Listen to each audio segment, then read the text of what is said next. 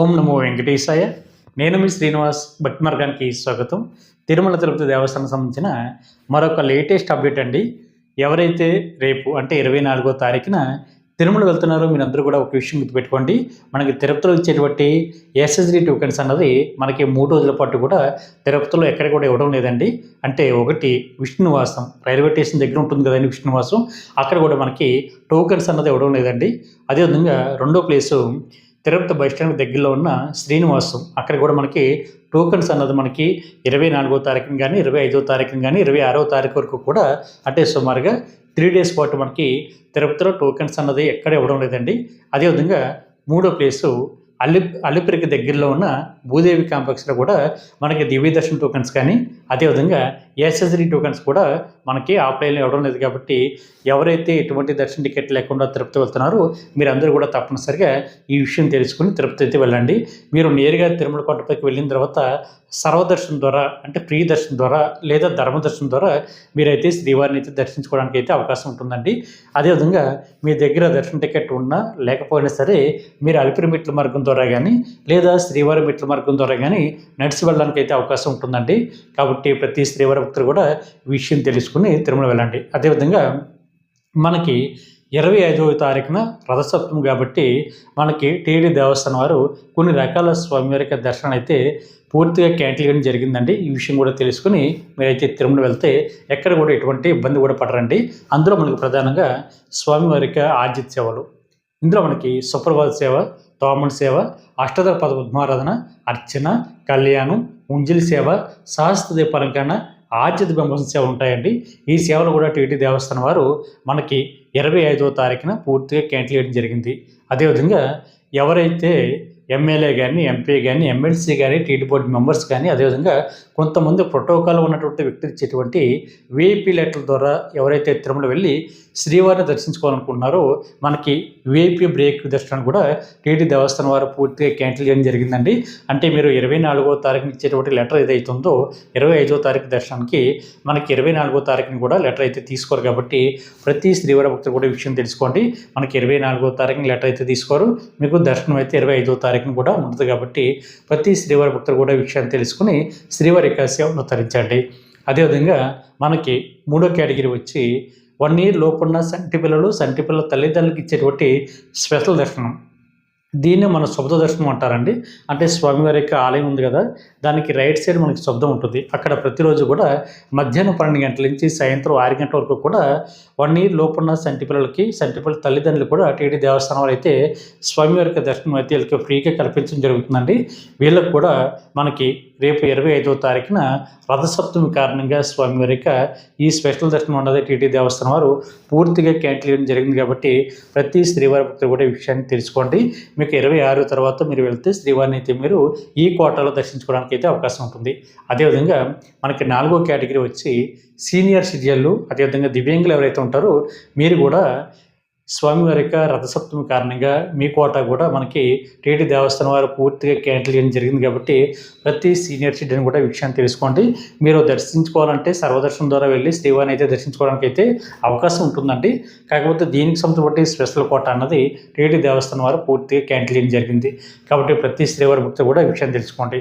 అదేవిధంగా మనకి 5వ కేటగిరీ వచ్చి ఎన్ఆర్ఐలు అదేవిధంగా డిఫెన్స్కి సంబంధించి స్వామివారి దర్శనాలు ఏవైతే ఉన్నాయో ఇవి కూడా మనకి రథసప్తమి కారణంగా వీళ్ళకి 25వ తారీఖు డేట్లో కూడా స్వామివారి దర్శనం అయితే వీళ్ళకి క్యాన్సిల్ చేయడం జరిగింది. మీరు కూడా సర్వదర్శనం ద్వారా వెళ్ళి శ్రీవారిని అయితే మీరు దర్శించుకోవడానికి అవకాశం ఉంటుంది. కాబట్టి ప్రతి శ్రీవారి భక్తులు కూడా ఈ విషయాన్ని కూడా తెలుసుకోండి. అదేవిధంగా మనకి కొన్ని రకాల స్పెషల్ దర్శనాలు కూడా టీటీ దేవస్థానం వారు క్యాన్సిల్ చేయడం జరిగిందండి.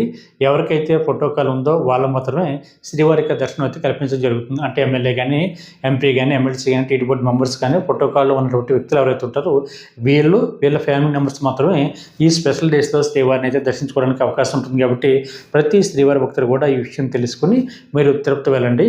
ఎటువంటి ఇబ్బంది లేకుండా శ్రీవారి యొక్క దర్శనం చేసుకునేటువంటి ప్రయత్నం చేయండి. అదేవిధంగా మనకు ప్రజెంట్ ఇప్పుడు ఇచ్చేటువంటి ఎస్ఎస్డి టోకెన్స్కి సంబంధించినటువంటి స్వామివారి యొక్క దర్శన టికెట్లు ఏవైతే ఉన్నాయో మనకి టైం అన్నది ఎప్పటికప్పుడు మారడం జరుగుతుందండి.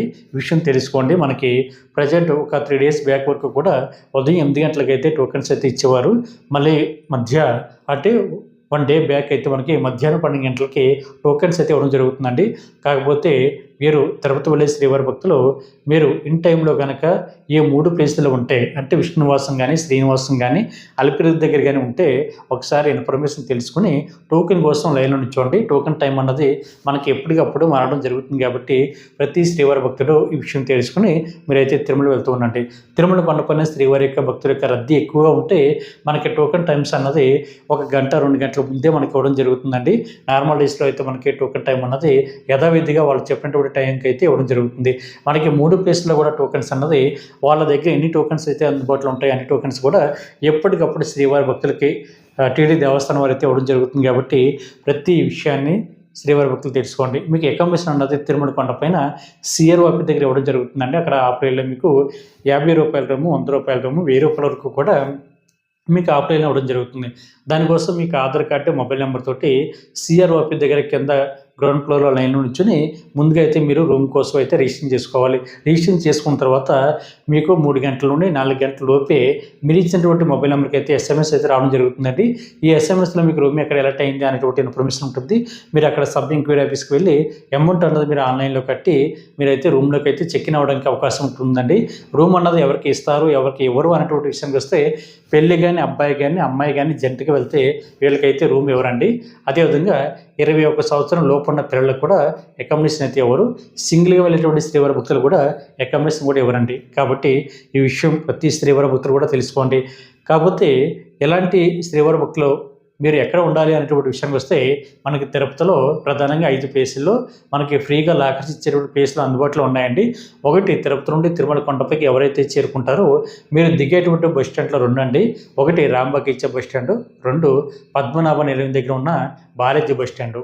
బాలాజీ బస్ స్టాండ్కి బ్యాక్ సైడ్ ఉన్న బిల్డింగే శ్రీ పద్మనాభ నిలయం అండి. అక్కడ మీకు ఉచితంగా లాకర్స్ ఇవ్వడం జరుగుతుంది. దానికోసం మీకు ఆధార్ కార్డు తోటి మీరు లాకర్ అయితే తీసుకొచ్చండి.